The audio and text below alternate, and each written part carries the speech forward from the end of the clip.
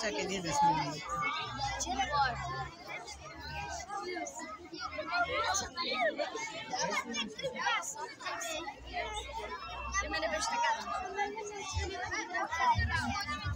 Четвърти клас е сега, посрещат ни заплоди цвети. Четвърти клас е сега. Сериозно, отговорно, в трудно ще минат дните, но ще има в тях безспорно място за игрите. Сериозно, отговорно, в трудно ще минат дните, но ще има в тях безспорно място за игрите. Уважаеми колеги, на вас пожелавам неуморно да създавате и пазите най-голямото богатство на нашето училище, а именно нашите възпитаници. Призванието на учителя е да съхрани ентусиазма, вечния стремеж към знанието и да го допълни с мъдрост и опит. Желая ви здраве, духовни сили и упоритост, за да преодолеем заедно трудностите и предизвикателствата на новото време. Нека любовта на нашите ученици бъде най-ценният дар за труда ни.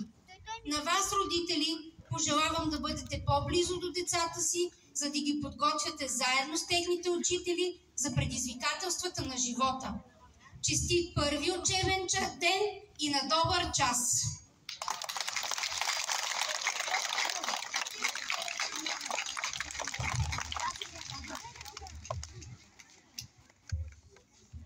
Откъде започва училището?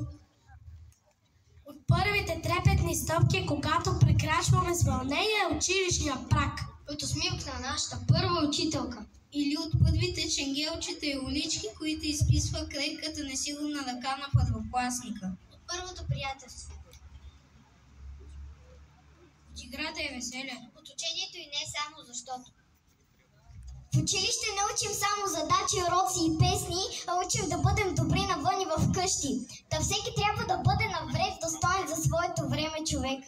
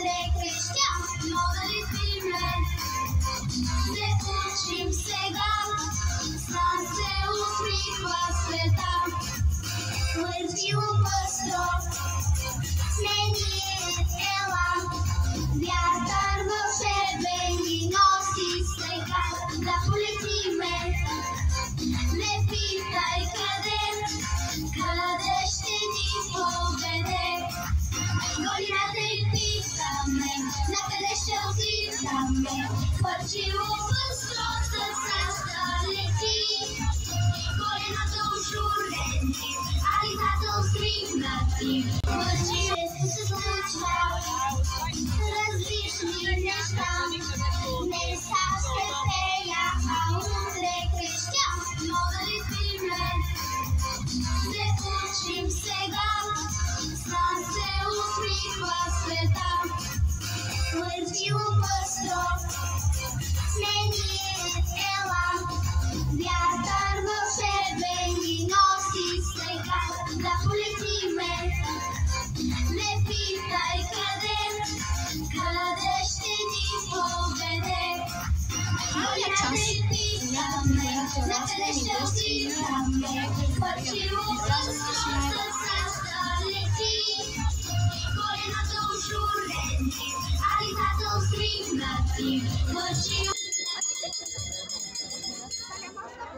Писманче, събирай ново действо, с гласа си майчински и строг. Всичко се повтаря по вълшебство и започва първия урок.